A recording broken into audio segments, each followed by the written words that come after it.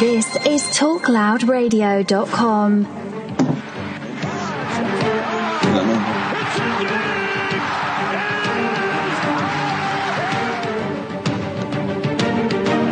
Works a deep one for the end zone. Salem is down there. Oh, he got it! He got it! He got it!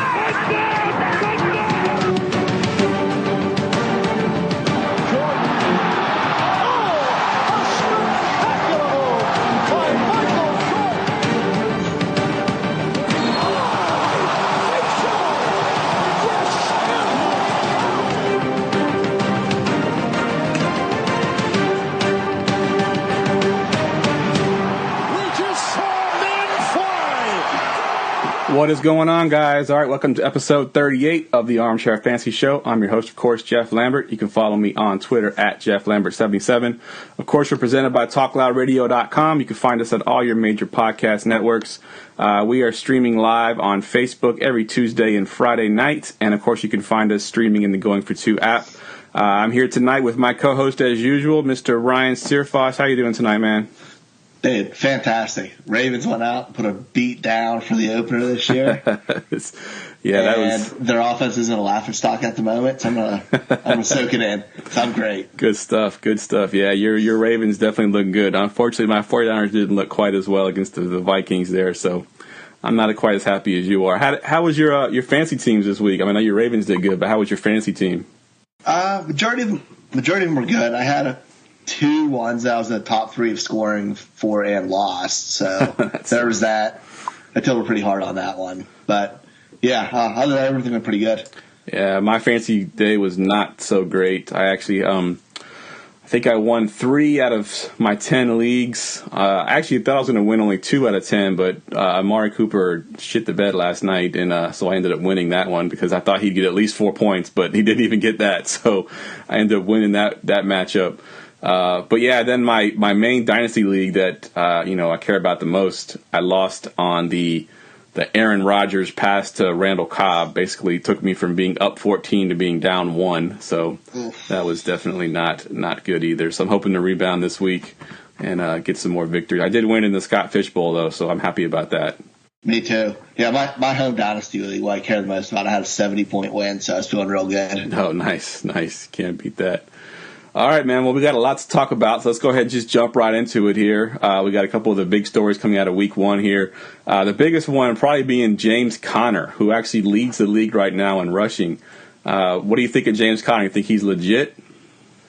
I mean, while he's in there, he's going to be somebody you're starting week in and week out. I don't think he's going to be this 130, 150-yard total yards guy every single week.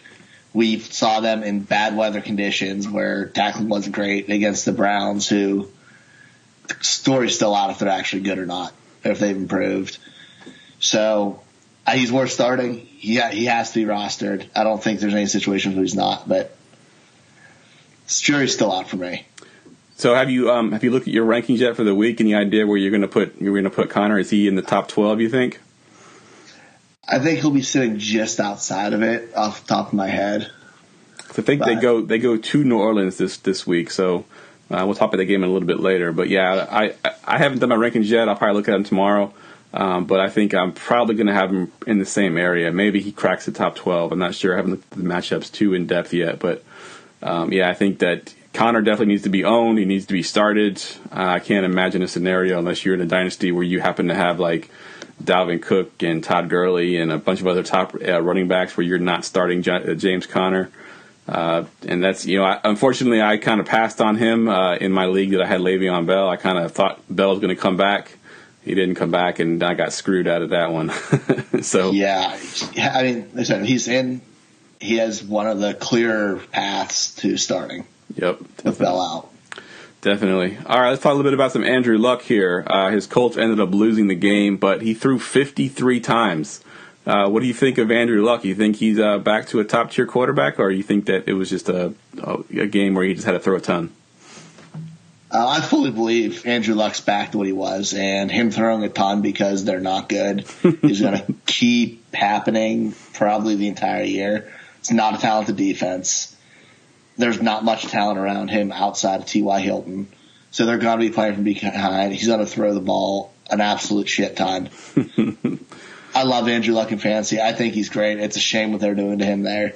Yeah, it's terrible. It is terrible. I mean, then they try to get running backs, and that didn't really work out. Marlon Mack, of course, is hurt. Maybe he comes back. Maybe he's good. But that offensive line isn't very good. I think Neiman Hines may have actually led them in fantasy points this week, and he only had like 5 touches, so that's just not good. Yeah, Wilkins let me down a little bit. I played him a lot in DFS. Yeah, I was on him at first, and then when I heard that Marlon Mack might play, I took him out of my lineups, and then when Mack was ruled out, I didn't have time to put him back in, thankfully. So I was kind of glad about that. How about on the flip side with Deshaun Watson's first outing? Oh, man. How you feeling there? It didn't look good at all. I mean, you figure he fumbled the very first snap of the game. Not a good way to start. And he looked terrible. The whole game he looked terrible. I was watching most of it because I did have Deshaun Watson in a lot of my daily fantasy lineups. And I don't know, if I'm an owner of Deshaun Watson, I've spent that high-ish pick on a quarterback. I think I'm a little bit worried right now, and I'm hoping he can bounce back, but it wasn't pretty at all. Yeah. Kind of use that to segue to the game we're going to talk about next. What's kind of big deal is that's not overreacting. I'm not too worried about Deshaun Watson because we saw what he could do. Obviously, we're not expecting what he did last year, but it's week 1. This week, the 3 top scoring offenses were the Jets, the Bucs, and the Ravens. Everything's crazy week 1. Nothing happens. Nothing makes sense. That Bucs Saints game was absolutely insane, and Ryan Fitzpatrick was the top scoring fantasy quarterback. Yeah. Who saw that one coming, right? No. Have you looked at the top 10 scorers from this week? They include Fitzpatrick, Tyrod, and Flacco. Yeah, you would have never guessed that. Yeah, definitely. That Saints Bucs games was crazy, and it hurt my heart too because I actually have the Saints defense in my dynasty league, and they went out and got me, I think, -4 points. So I kind of not started the defense at all and ended up being better off than starting the Saints defense this past week. Pretty terrible. But yeah, I think that you're right. Week 1 is week 1. A lot of crazy things happen on week 1. Sometimes they don't carry over. Sometimes they do. Hopefully the Saints can get it back together. I think they got the Browns this weekend at home, so they can probably do some good things there. Speaking of some top running backs here, Fournette, he's going to be out probably a couple of weeks, they're saying. I haven't heard an official report yet, but that's just kind of what the speculation is. What do you think of this? You think Yeldon is a must-own if you're a Fournette owner? Yeah, I think Yeldon's one of the top waiver pickups this week because he has individual value without Fournette because of his receiving ability. But if Fournette's out, he's a borderline RB2, maybe mid RB2. So you have to play him, especially since they're a run-heavy offense. Fournette thing, man, this might be a common occurrence, missing 1 or 2 games every year because of this, though. It's kind of worrying me. Yep. And I think it's been, even going back to his college days, I think it's been an issue with that. So who knows? It really has. Yeah, I mean, I was really high on him coming in, and I actually had him in a couple of my DFS lineups. So seeing him get hurt pretty early in that game kind of hurt. Yep, me too. Real bad. Yeah. Speaking of hurt, we had a few big injuries this week with Greg Olsen, Delanie Walker were the big ones. They're both on the IR. Yeah, I just got a note saying that Olsen is trying to come back this season. They're not going to put him on the season-ending IR. But even if he comes back, I don't know what he's going to be. He did that same thing last year, and he wasn't very good then either. But yeah, I think this is tough. You drafted these guys, as a top 10 tight end, both of them, and they both go out week 1. It's pretty tough. I think tight ends is going to be a very popular waiver wire pickup this week. There's going to be a lot of tight ends being picked up. Jared Cook might be out there in a few leagues. A couple other guys like Ian Thomas to back up to Olsen and Juno Smith, which we'll get to a little bit later on in the show. But yeah, I think that tight end is going to be a popular pick because of these 2 guys going out in week 1. Oh, yeah. And like you mentioned with Jared Cook, he's owned in, I just did the article, he's only owned in 38% of leagues, so he's out there. Yeah, that's definitely going to change after the day he had yesterday for sure. Oh, yeah, he'll be close to 100% after that. Another big injury we got is Doug Baldwin out in Seattle. Who benefits from Doug Baldwin being out for a few weeks? I mean, they don't got a whole lot of receivers out there. Maybe I'd say Tyler Lockett because he's the most talented guy they have. But him and Brandon Marshall, but It's a bad team. It is. I feel bad for Russ. Yeah. But, yeah, I have some Tyler Lockett shares. I feel a little bit better about him. He just needs to stay on the field, too. Yep, agreed. But I think he's their best talent they have. Yeah, I think they just recently, because I played this guy in preseason daily fantasy. I want to say his name is Marcus Johnson. They just traded him, I think, to the Colts. They actually traded for him last year from Philadelphia, and then they ended up trading him away, which I bet they probably wish they had him right now because they could definitely use him. I think he's one of those speedy, fast guys that they might need in this offense. Yeah, they need to do something there. Yeah, I mean, I'm gonna fade a lot of them in fantasy if I can. Yeah, definitely. What do you think about the possibility of Des Bryant going there? Him and Brandon Marshall are basically the same old, washed out player. Yep. But I mean, he'd have value. They got to throw to somebody. Definitely. All right, so my daily fantasy lineups. I'm going into the late games here, and I'm up like $200. And then Tyreek Hill goes bonkers. You think this is like a fluke thing here, or are we just going to see Tyreek Hill with these kind of big plays week in and week out? It seems like it's unsustainable, but man, it's tough to say that when he's been doing it now for 17 games. Yeah, I feel like we're starting to have to become a believer. None of it makes sense because if you start trust the process, he should be slowly getting his yards, not just 50-yard touchdown after 50-yard touchdown. But man, you can't not play him. Yeah, he's a machine out there. Yeah, I think I was of the mind, this offseason of that, I still thought he was the receiver one, but I was he's going to regress a little bit. Those long touchdowns aren't going to always happen, and he goes out and does what he does. I mean, I think he had 30 fantasy points in the first quarter, which is ridiculous. Yeah, he just lit everything up. Yeah. Adrian Peterson made a little bit of a run here. I think he had 28 carries, 160-plus total yards. What do you think of Peterson and his resurgence with the Washington Redskins? Dude, I'm going to ride Adrian Peterson for about 4 weeks if I have him on my team, and then flip him before he gets beat up. Yeah, I agree. Older player, yep. Why not? Go ahead. I'm sorry. I didn't mean to cut you off. So with an older player like that, they're going to be awesome September into October, but chances are he'll wear down. It'll be the perfect time to flip him come playoff time. Maybe like Lev Bell if he ever comes back. Yeah, I'm with you, too. I think if you could sell high on Peterson, ride him early because they're going to ride him. And then, I think you could sell Peterson high and get, hopefully you've got some other backs besides Peterson. I'm sure he was a waiver wire pickup for you before the season started. So you've got some depth at running back. You can definitely flip him for a receiver. Or maybe if you own Delaney Walker or Greg Olsen, you need a tight end, so you can trade him for a tight end.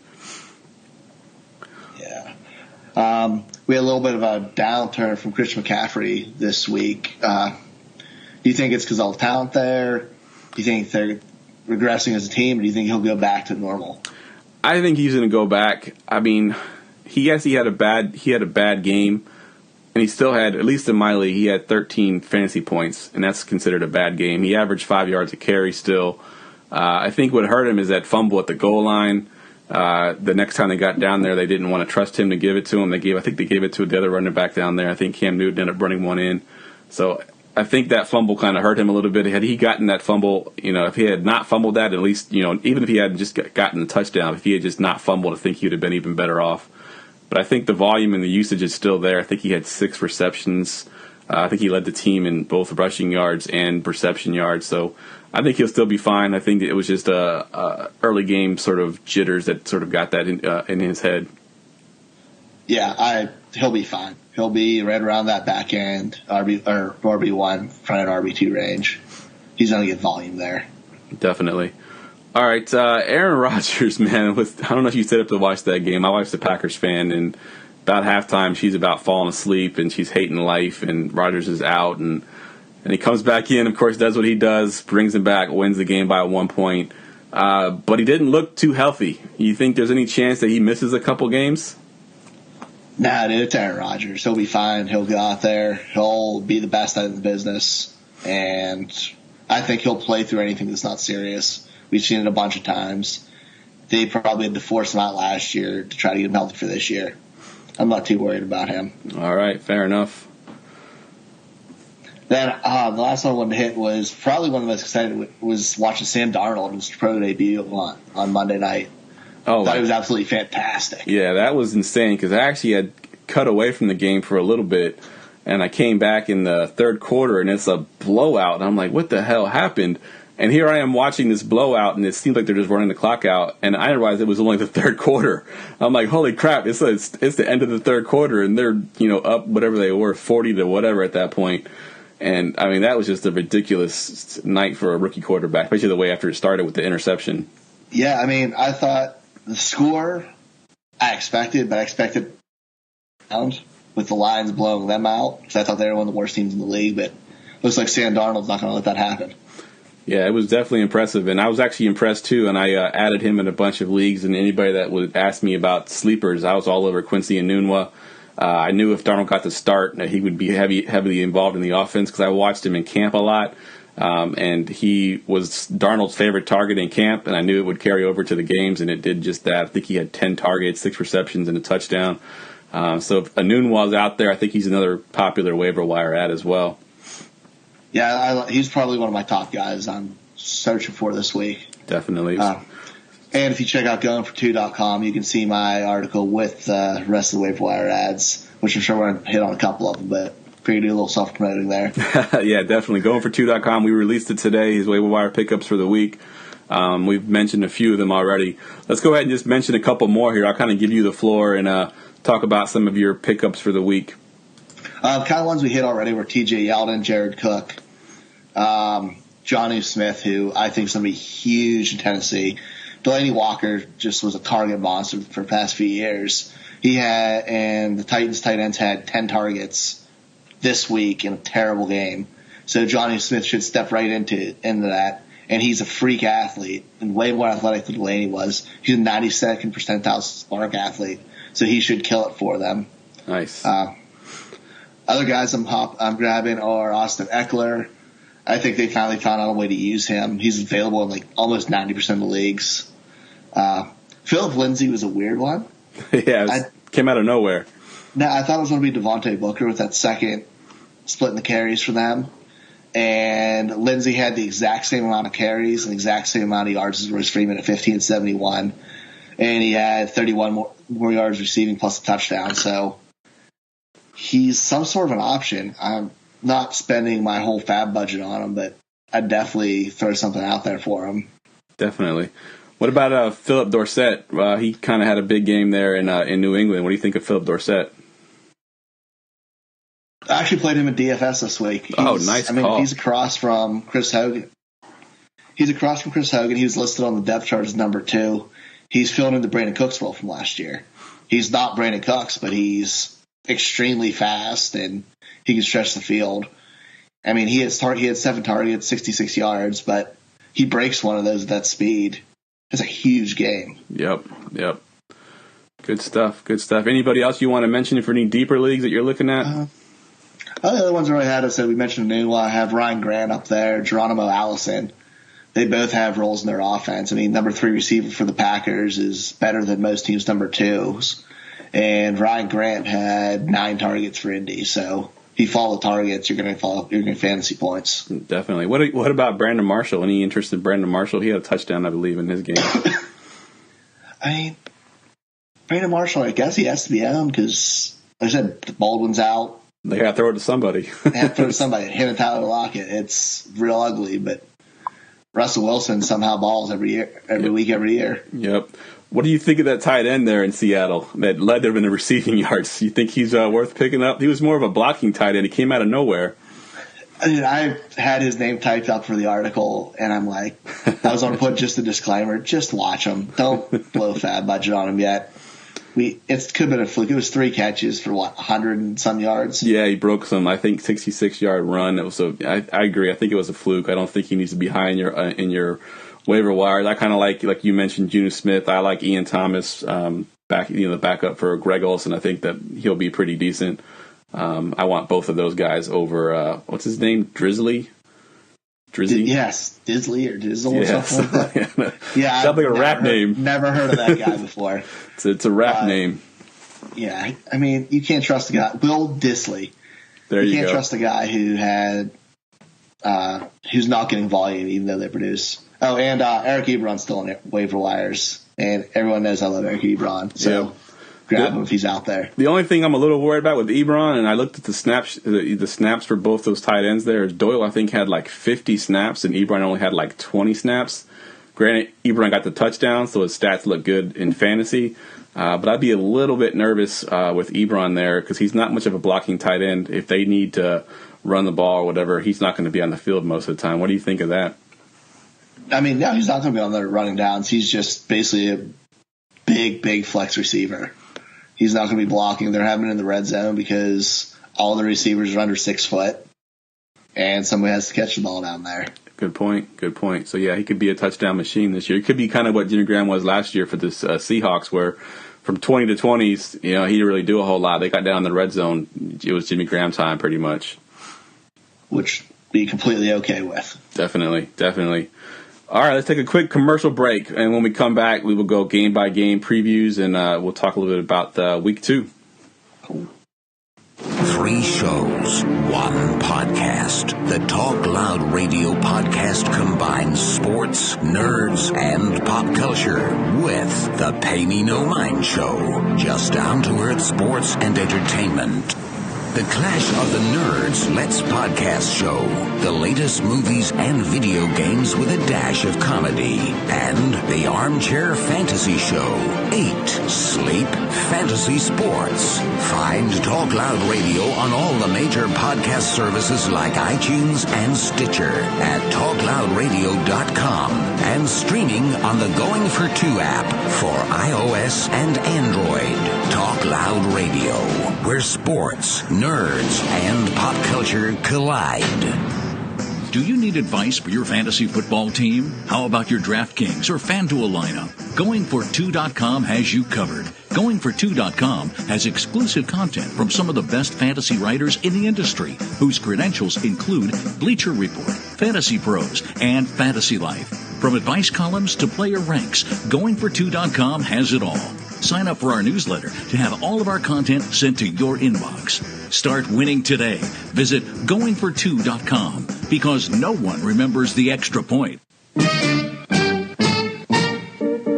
As we enter, come never take it on the biggest adventure. Must be dementia that you ever thought you could touch our credentials. What's the initials? QB Jam Rock, the lyrical official. All right, we are back. I'm here with Ryan, of course, and we're talking Week 2 now. Let's go ahead and just jump right into it. We got a ton of games to get to. We'll start with your boys playing on Thursday night. They looked amazing in Week 1. Granted, they were playing the Bills, but they still looked really good. Took care of business. Going up against the Bengals. Of course, it's a division game. The Bengals came out and handled their business in Indy, took care of that team. What do you see going on in this game, and what are the fantasy relevance of this game? I think it's going to be a rough game. I think there's going to be a lot of heavy hitting, not a ton of offense, but there's definitely some fantasy values to have. I think Baltimore side, I wish I'd have put it on my waivers article now, brought him up earlier, is Willie Snead. I think with basically the Bengals having Burfict suspended, their one safety just got injured. They got rid of Ioka in the free agency, and their other middle linebackers injured. They're beat up in the middle, and the slot receiver is going to have a field day. He led the Ravens in targets with 6 last week. I think he can have a factor against them. Watch who's starting at tight end for Baltimore. If it ends up being like Hayden Hurst, he could be a must play because they love going with tight ends.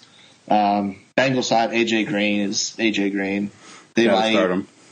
Yeah, normally they do fairly well against AJ Green, slow him down a little bit. So I wouldn't play him in DFS, but if he's on your redraft team, I'd play him all day still. Most definitely. You didn't talk about your boy. I thought you mentioned your boy Mixon. You throwing it in my face that he had a big game in Week 1. I wasn't even going to bring it up. I thought Joe Mixon looked freaking incredible. I don't think he's going to really do well against Baltimore's defense. Their defensive line is enormous. It's like 3 guys, 900 pounds. They're absolute monsters. And they're incredibly good at stopping the run. I think he'll play a part in the passing game with dump-offs and stuff. But I don't think he'll have a week like he did last week. I agree. I think they will slow him down in the running game. I think passing game he will be involved. John Ross, of course, caught a touchdown last week, too. I think that he can also be involved a little bit. Even Tyler Boyd showed up a little bit. I think he had some maybe 5 receptions in this game or 4 receptions in this game. So the passing game is definitely there. The concern I always have, of course, is with Andy Dalton. This game is in Cincinnati, so I like it a little bit more. But Dalton seems to show up one game and look good and then show up the next game and look terrible. But he is a better quarterback at home. So if you have Dalton, and you have to start Dalton, we'll pray for you first of all. But I think he could be okay in this one. But Ravens defense is pretty nasty.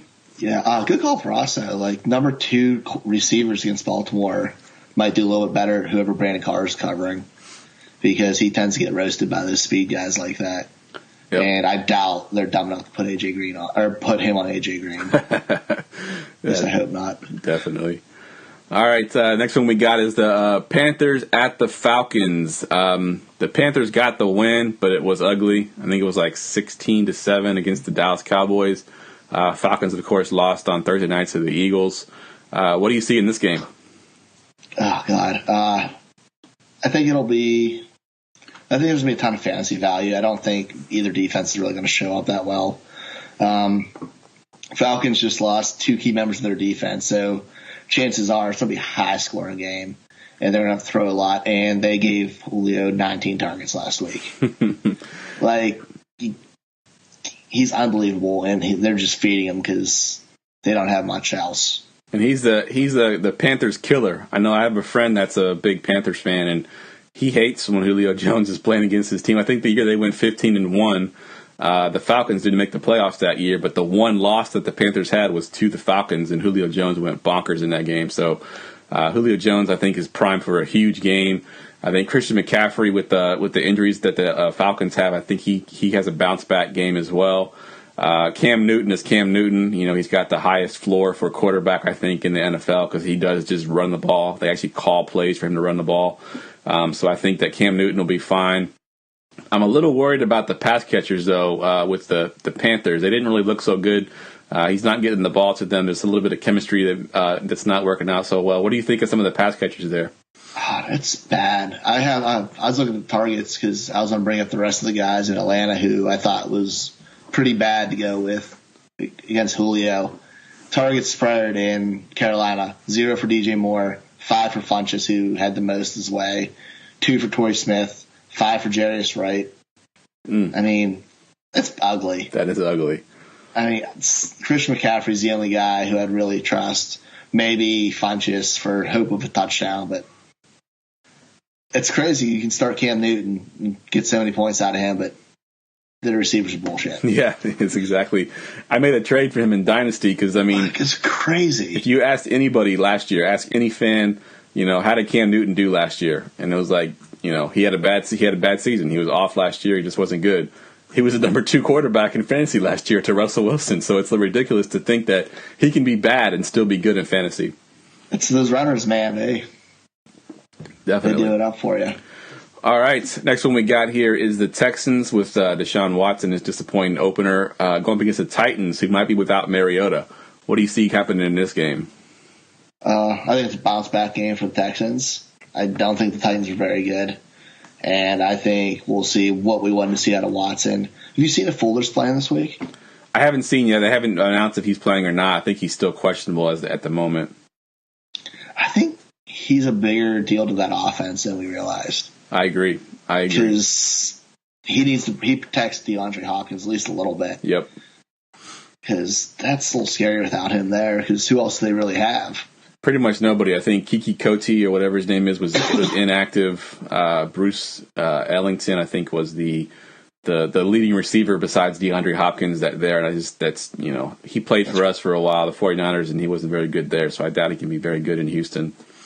Yeah, that's gross. They need to get Fuller back to that offense to really shine. And I think Lamar Miller will just keep being Lamar Miller. Yeah, I actually added Lamar Miller in a lot of my leagues. I just think that with that passing game being as good as it could be, I think Lamar Miller benefits from that. I think he's kind of struggled in the past because they hadn't had a passing game. But now the defense has got to struggle, or it's got to respect that. I think that Lamar Miller is actually going to be a decent play each week. How about the Titans running backs? Oh man, that was hard to watch for me because I'm a Derrick Henry owner. I actually traded for him 2 seasons ago with the expectations that he'd be the lead back eventually. They kind of phased out Derrick Henry. I don't know if it has something to do with the fact that the game was like 8 hours long, but he really didn't get a whole lot of touches. They really used Dion Lewis a lot more than I thought they were going to use him.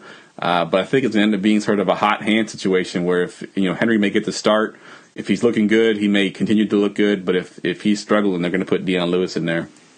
Yeah, I'm not a big fan of either one of them right now.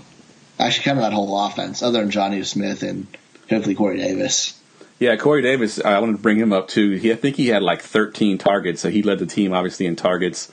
I think there's better days ahead for him. I think if you get 13 targets, I don't care who you are, eventually you're going to have fantasy value. I think Corey Davis will be legit. Maybe not in this game because the Texans are a pretty good defense, but I think that for the season, I think Corey Davis will be fine as long as Mariota's healthy, which is definitely something to monitor this week because I think the backup is Blaine Gabbert, and you don't want anything to do with Blaine Gabbert. No, I do. I love Corey Davis. His skill set's fantastic. All right, the next one we got here, the defending Super Bowl champions Eagles going at the very surprising Fitzmagic Bucks. What you got for this game?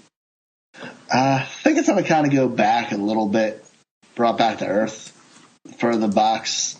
Eagles are still really good. They have a ridiculous pass rush, so Fitzpatrick's not going to be able to just sit back and pick apart a defense like he did the Saints, and which kind of looked like they were a fluke from last year, just after week 1. But they have the weapons there. Deshaun Jackson's in the concussion protocol, so we can't trust him. Yep. Love Chris Godwin. He's in the waivers article. We didn't bring him up earlier, but he's been fantasy relevant anytime he's gotten 65-plus snaps, scored touchdowns, gotten over 60 yards. I think if he has that chance to be a starter and that number 2 receiver on the outside, I think he's big time for them. And Mike Evans is back. Mike Evans is back, definitely. I had Mike Evans as well in my dynasty, and he had an off year. Me too. Let me ask you this: if you own, because this actually happened in one of my leagues, I own Mike Evans, and on my bench I had Godwin. Are you starting both? Not if I don't have to. Fair enough. If I have to, I won't want to, but I'll probably trade Godwin if I had both because his hype's getting up there. Yeah, I traded him in my dynasty league before the season started, and I ended up getting the first-round pick out of him. So hopefully Nick Chubb is who I drafted with that pick, so hopefully he pans out in the long term. I got faith in Chubb. He'll be all right. All right, let's go to the next game here. We got the Chiefs and we got phenoms here on both sides. So we got Tyreek Hill on the Chiefs side, and we have Connor, who kind of took the league by storm for the Steelers. What do you see happening in this game? How are you going to say phenom and not bring up Patrick Mahomes? Just throwing bombs out there. I think it's going to be. I think it's going to be fun. It's going to be one of those fun games. I'll have that on my second screen for when I'm watching Red Zone on Sunday. But there's going to be a lot of scoring. They're going to be airing it out. Mahomes is going to be in his first real shootout game with Pittsburgh. I'm buying all the offense. I still think Sammy Watkins is going to have a role. I just don't know where yet. Fair enough. But we'll see if James Conner is going to be running the ball as much in the game. There's going to be a lot more scoring involved. Yeah, I think that passing offense rebounds. I think Big Ben's struggles on the road is sort of well known. I think I did a query on StatRoute that to sort of see what Ben was doing over his last 5 years. Over the last 5 years on the road and outdoor stadiums, he's QB 24, which is just terrible. So he's not very good on the road. At home, he's a different quarterback. He's a totally different quarterback. I think AB has a bounce-back game. I think Big Ben has a bounce-back game. I think Connor is still playable. I think you still got to put him in your lineup. I don't think he's going to get what he got, 135 yards total, I think, or even more than that, I think, because he was in the passing game as well. I don't think Connor's going to be what he was in week 1, but I think he's still playable. I think this offense I think you're right. This will be a shootout for sure. Yeah. Two things do you think he'll actually be catching passes for them? You mean if Connor? They get into the shootout? Yeah. Do you think they'll try to work Samuel in?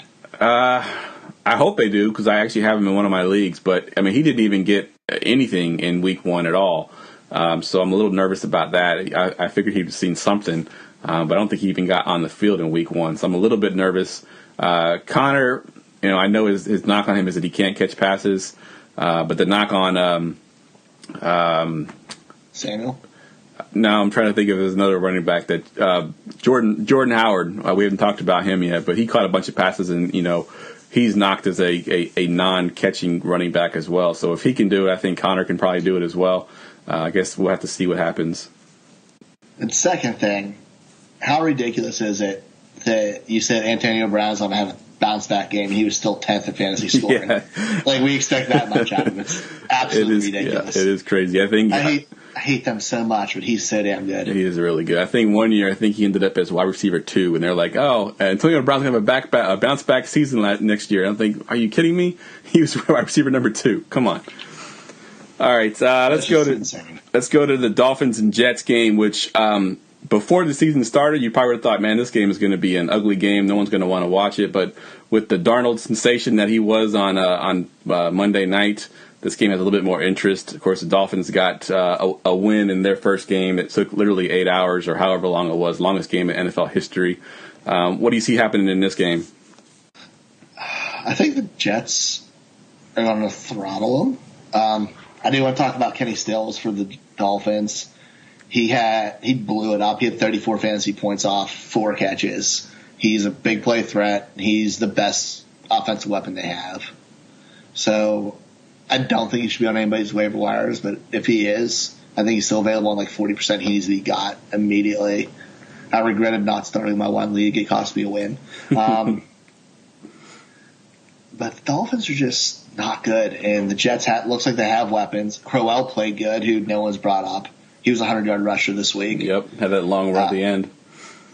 Robbie Anderson flashes talent, and Newton Watts flash talent, and Sam Darnold. I don't think I'm starting him in fantasy, but I'm going to have him rostered, be keeping an eye on if I have the chance. There is one more guy I want to talk about with the Dolphins, because Kenny Stills, like you mentioned, had those 4 catches for 106 yards, 2 touchdowns. But I think you pronounce it Jakeem Grant. He actually led the team in targets. He had 5 targets. He only had 38 yards. He also had a lot of return yards. I think he actually returned 1 for a touchdown. In deeper leagues, I kind of like him. I'm actually trying to get him in one of my deep leagues. I think he's viable. He had more targets than Wilson and Amendola when everyone's kind of on those 2 guys. So Jakeem Grant would be someone that I'd look at in some deep leagues as well. I have him in our league. Oh, you do? You already own him? In the league I'm in with you, yeah. Bastard. Kenny and Drake got used at least, but didn't Frank Gore have just as many carries? I think Drake had 14, Gore has 9, and Gore had more yards too. He had 61 to 48. Drake did, however, get 3 receptions and 18 yards in the passing game, though.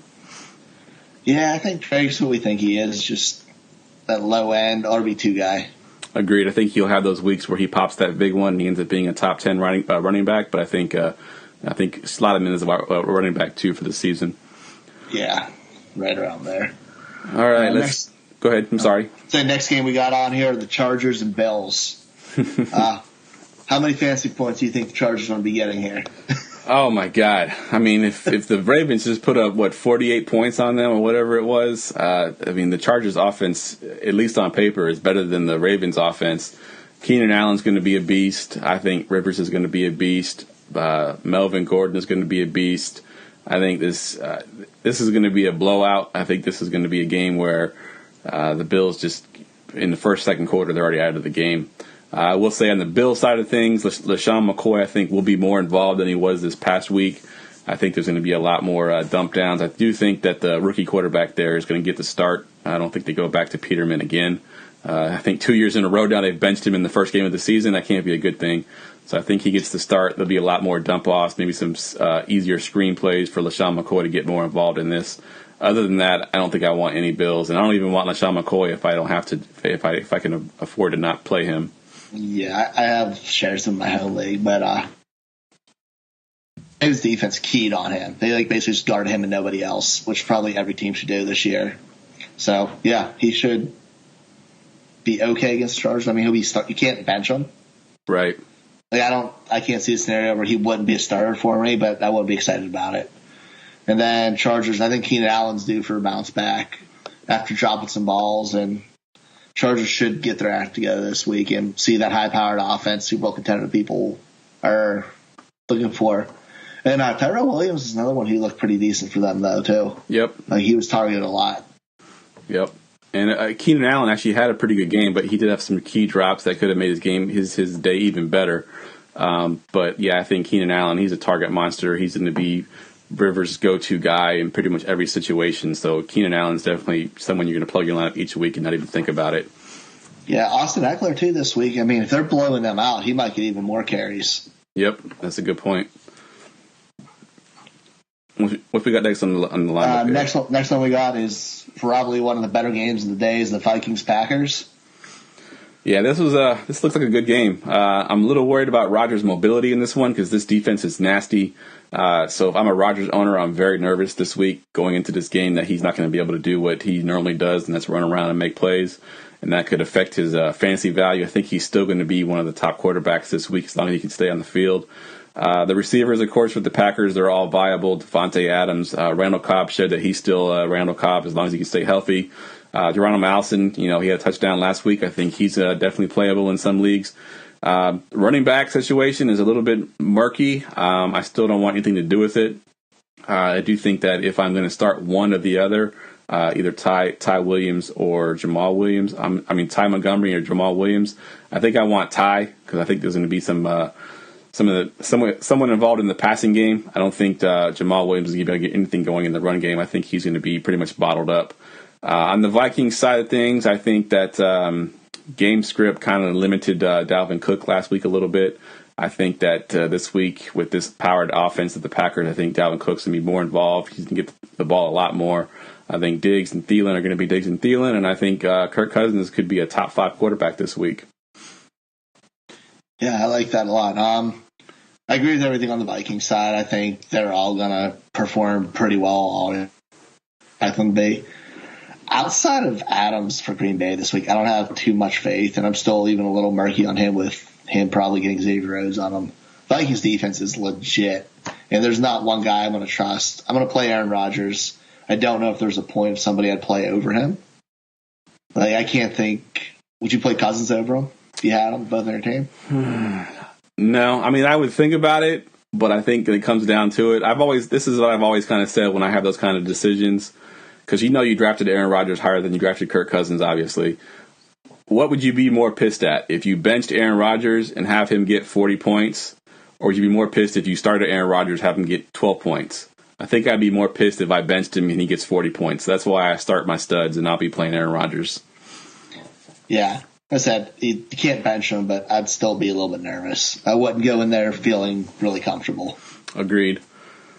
All right, the Browns and the Saints. The Browns with their best start in since 2004 with a tie. It's pretty sad to say that. Going to New Orleans, who are sort of licking their wounds there after that Bucs game. They got lit up. Any chance the Saints defense bounces back, and can the Browns do anything with this offense they've got? I feel bad for Browns fans right now. They all left that game seeing those sealed cases of Bud Light for free beer. They're so scared for the win. Did you see that? Yes, I did. I remember you brought that up last podcast that if they get a win, that these sealed cases get opened up, and they were so close. But I think the Saints are going to throttle them. So that means I'm going to play the Browns receivers. Landry would look fantastic. He's everything they want him to be. They actually, I forgot who was it, does the reception perception. Oh, I know you're talking about Matt Harmon. Yep, there you go. He put up the reception perception for Landry and Antonio Brown to show how he was used last week in their new system, and it was pretty close to identical. Wow. Not saying he's Antonio Brown by any means, but the way they use him is so similar. I'll find it and post it on Twitter later. But I think he's a must-play. I'm still wavering on Josh Gordon a little bit, but they're going to be throwing the ball a lot, trying to keep up with New Orleans. And their guys are just monsters. Agreed. Going to do the same thing we saw this week. Maybe not 40 points, but he'll be a beast. Same with Michael Thomas. Yeah, agreed. I think that on the Brown side with Josh Gordon, if you didn't watch this game, and you just went on what the news was pregame, Josh Gordon actually did start this game, even though they said that he wasn't going to start. And then he also played 78% of the snaps, so they didn't limit him to the 20 snaps they said he was going to limit to.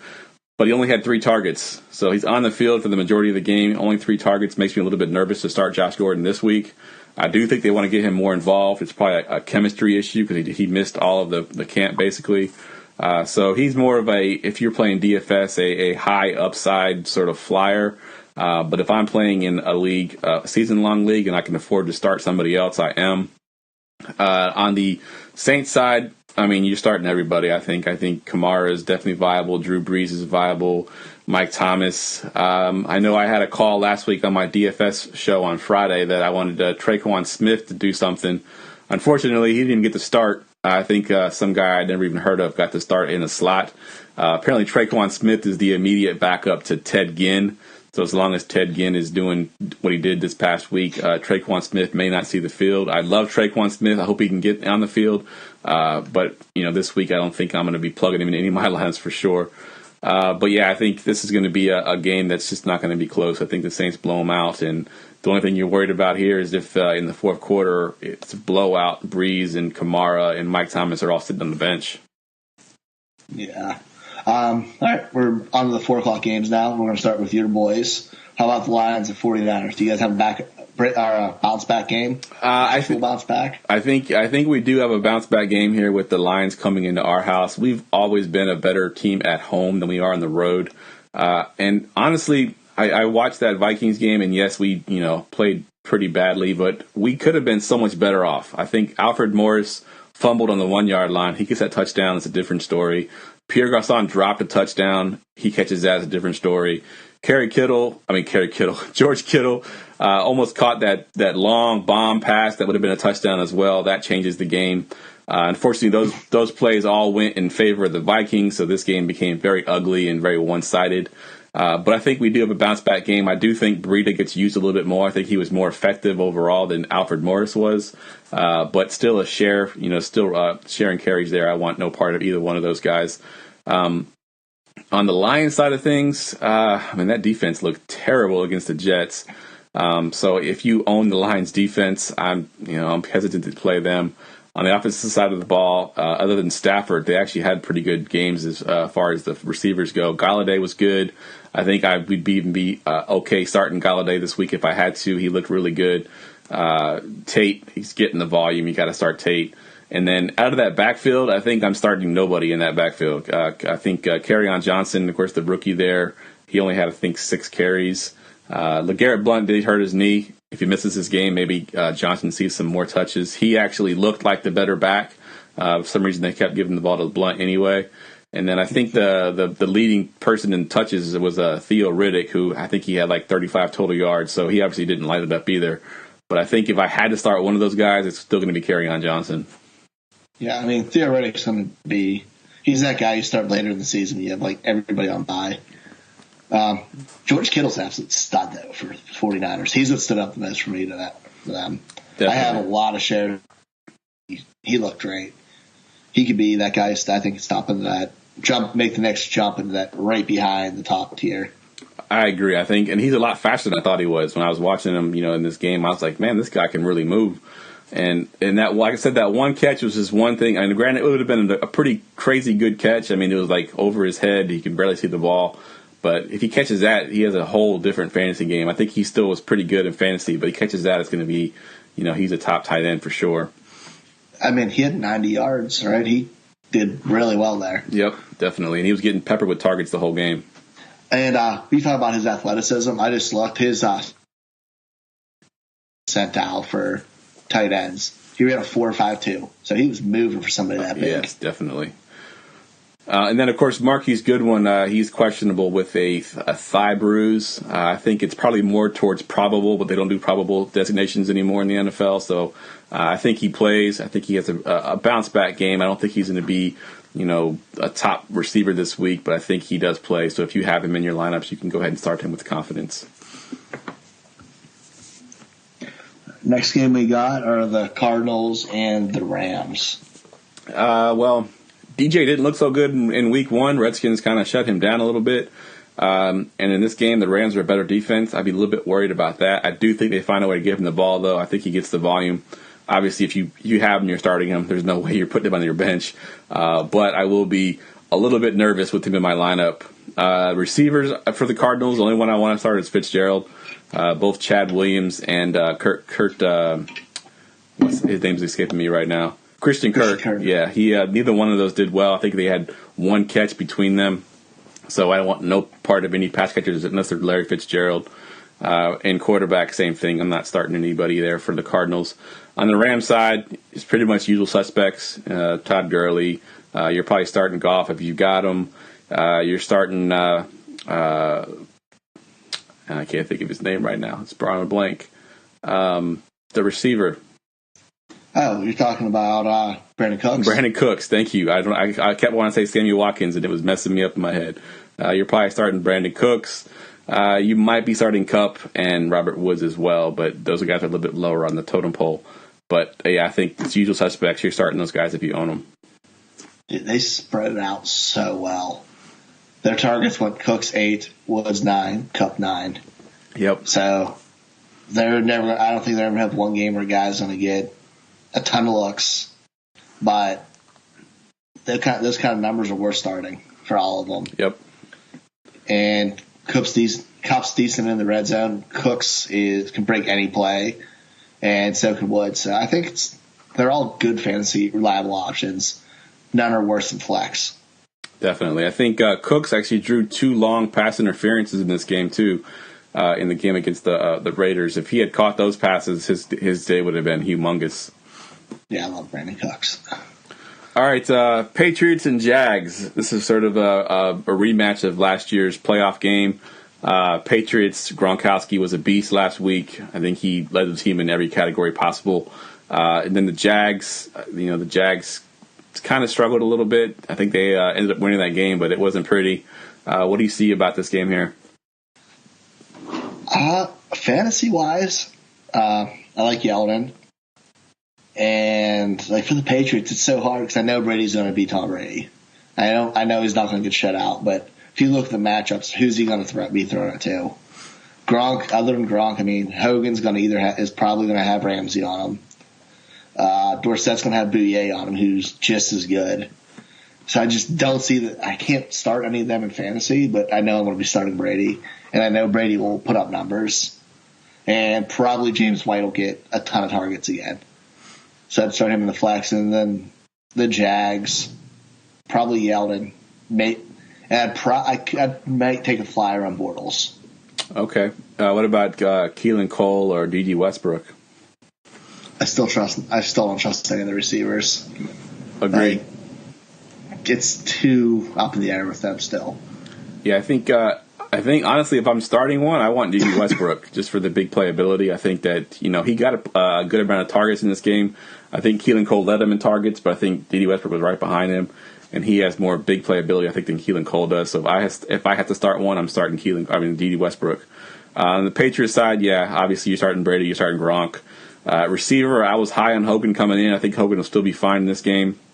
I don't think he's going to be otherworldly, but I think he'll be better than he was last week.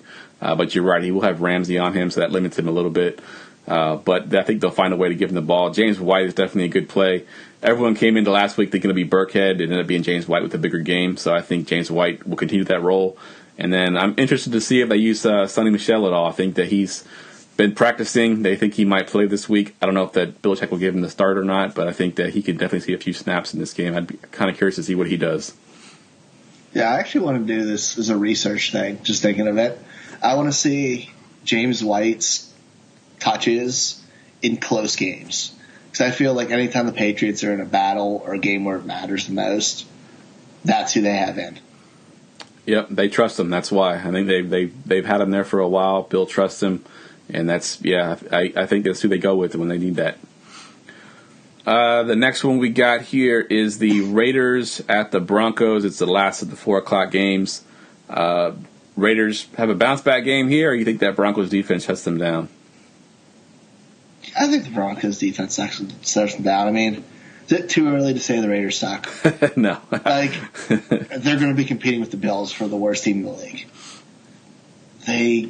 don't have anything, and they have a $100 million coach. I don't know. But I don't trust Cooper this week at all. He'll have Chris Harris on him. And then Broncos, I'll gladly start Case Keenum in a pinch. And Emmanuel Sanders looked absolutely ridiculous this week. I kind of didn't expect that one at all. I thought his touches would go down a little bit with new additions, but he killed it. I think Demaryius Thomas will be all right too. So I think Denver will be okay. I'm keeping an eye on the running back situation. I'm starting Royce Freeman because I have to, but I'm not going to feel good about it. Yeah, I agree. I think that I actually have Royce Freeman in the league where I don't have to start him, thankfully. So if you have that option, don't start him. I'm not starting him this week. I think there's going to be a little bit of a committee there, and it makes me nervous because he had as many carries as Lindsey did, so that makes me a little bit nervous. On the Raiders side, I think if you're picking up Jared Cook, you're probably starting him because you probably lost your tight end this week, so he's going to be the only one I think viable for the Raiders. And you're right, they're the oldest team in the league. They're getting ready to re-sign Martavis Bryant. I mean, that tells you how desperate they are because they have like nobody with speed on that team.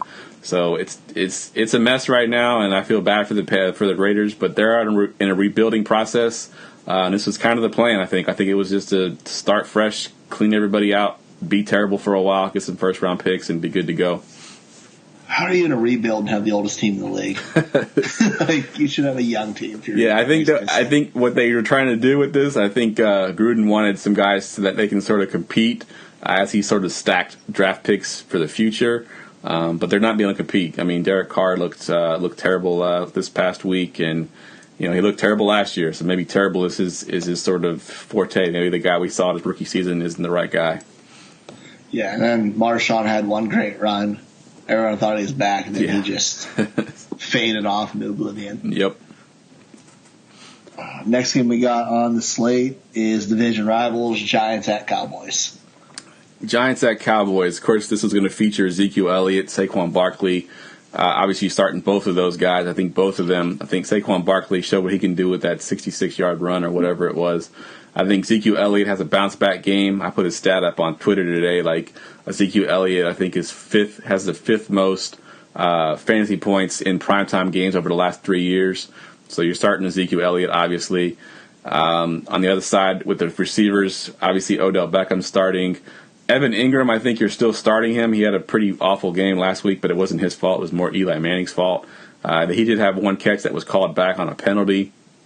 But I think you're still starting Evan Ingram. I think we saw what he can do last year. Don't give up on him quite yet. And then with the Cowboys, I think it's pretty much Ezekiel Elliott. I don't know if I want anybody else for the Cowboys on my team at all. No, I agree with the Cowboys take.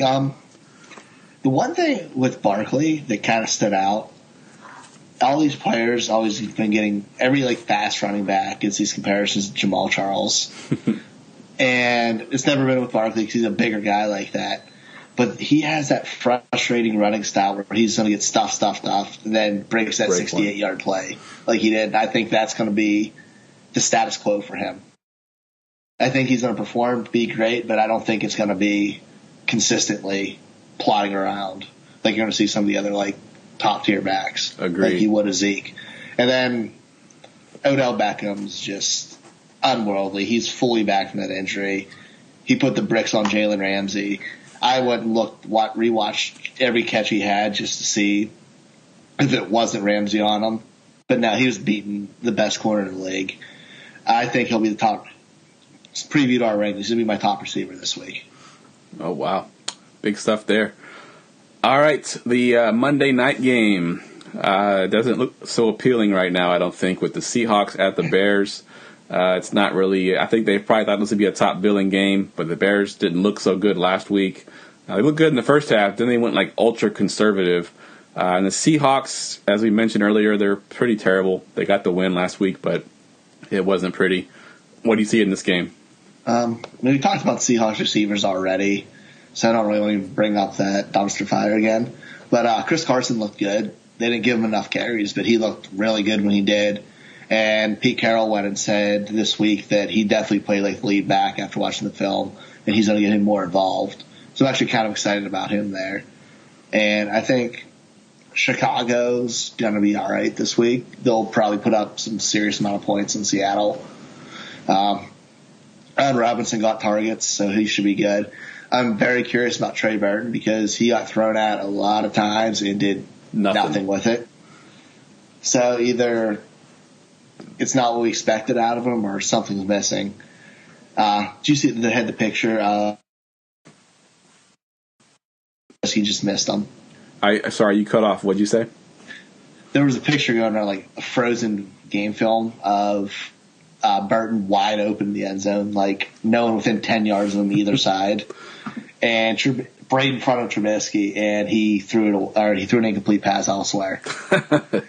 It was so ugly. That's terrible. He might be some hold that team back a little bit more than we thought. Yeah. I think that like I said, they went ultra conservative. Trubisky was afraid to throw the ball down the field. I think he had that one play in the first quarter to Allen Robinson. It was a great catch, good throw. And then that was the longest pass play they had all game. And that was like dink and dunk. I mean, Jordan Howard had a bunch of receptions as a quote-unquote non-catching running back. They just dropped it off to the underneath guys all game long, and the Packers just basically didn't play deep. They just kind of watched the front four. Yeah, I still like Jordan Howard, too. I mean, regardless, every week he's someone I can start, especially if he's catching balls like he did this week. What do you think of the lack of usage of Tarik Cohen? I mean, he had a couple drives there, but he wasn't really used as much as he was in the past. I'm not starting him until I see otherwise because, I mean, they said they're going to use him like Tyreek Hill, which we saw what Tyreek Hill is, and he's not that. But I'm a little more hesitant than I was a month ago about Tarik Cohen. Yep. And then, of course, the rookie there, you know, everyone's kind of high on Anthony Miller, but the number 2 receiver was Taylor Gabriel, and he actually looked really good. Had a couple of nice plays there. Any chance you're starting him in the deep league? No, I did have a lot of them in best ball, but I probably won't start him. Maybe in our 16-team league, I would. But anything short than that, I wouldn't. But, I mean, Anthony Miller just shows that you don't start rookie receivers. Yep. Especially early. Other than the year Odell Beckham and Mike Evans and them came out, rookie receivers haven't done anything other than Amari Cooper. Yep, agreed. I think that even before those guys came out, it was always a 3-year curve for receivers. You wouldn't see them. I mean, even Antonio Brown wasn't good his first year. So he wasn't good for like 4 years in. He didn't start. Exactly. So I think that, you know, this expectation that you're going to get a DJ Moore or a Michael Gallup and just plug and play, it's just not the case. I think that they take a little bit to learn. A lot of offense that needed to learn, a lot of different route trees and different kind of things, reading the defenses that they just don't learn until they get to second or third year. Yeah, none of the rookie receivers did anything this week, and it's not surprising. Yep. And they always go way too high in redraft. Yep, agreed. Everybody gets all excited about those guys because they're like the hot commodity, but then they come out like, I mean, DJ Moore was probably the highest drafted one, and I think he had 0 targets. So that just goes to show you, don't trust rookie receivers. Right, and everyone acts like that was a bad receiving core, and he would dominate touches. Yep, and he didn't. Nope, not at all. All right, man. That wraps up all the games for week 2. I would like to try to get you on one of the days on my Friday podcast for a short segment, just so we can kind of recap some of the injuries that, you know, because it's kind of hard to do this on a Tuesday. We still got quite a few days. So maybe we can try to squeeze you in on Friday. Now, this Friday might be a little bit difficult because the East Coast has got a hurricane coming right at us. So yeah. And it's supposed to hit right at Friday when my other podcast is. So I don't know if I'll do a podcast this week or not, depending on where that hurricane ends up.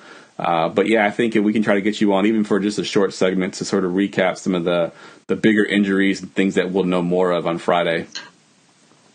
Yeah, we can definitely do that. We'll definitely put that in place. Good deal. All right, man. Well, tell everybody where they can follow you at. You can find me at Twitter at Ryan Searfoss at FantasyFB Connect. You can find me Fantasy Football Connect on Facebook, which some people are probably watching on there now. We're going to be doing a lot of cool stuff there, adding weekly segments for Start Sit, waiver wire, stuff like that. We're doing one guy's doing a live stream on Sundays before the games. Yes, I meant to plug that earlier. Yeah, we're doing Hamid is actually a new admin in the group, and I think he's going to be doing a live. He'll be doing a feed on Thursday, a smaller one on Thursday for start sit, and then he'll do one on Sunday morning before the games for a sit start as well. So definitely check that out in the Fantasy Football Connect Facebook page. Awesome. And I said I'm doing waiver wires here for GoingFor2.com, and I'm doing a weekly streaming article for quarterbacks, tight ends, and defenses for Dominate Fantasy Football as well. Good stuff. Good stuff. All right. Of course, you can follow me on Twitter at JeffLambert77. I'm pretty much everywhere on Facebook. You can find me on the Fantasy Football Connect page. You can find me in the year-round fantasy discussion page. Of course, on the GoingFor2.com page. Pretty much everywhere. But definitely want to get you on Friday, Ryan. And until then, have a good night. All right. You too.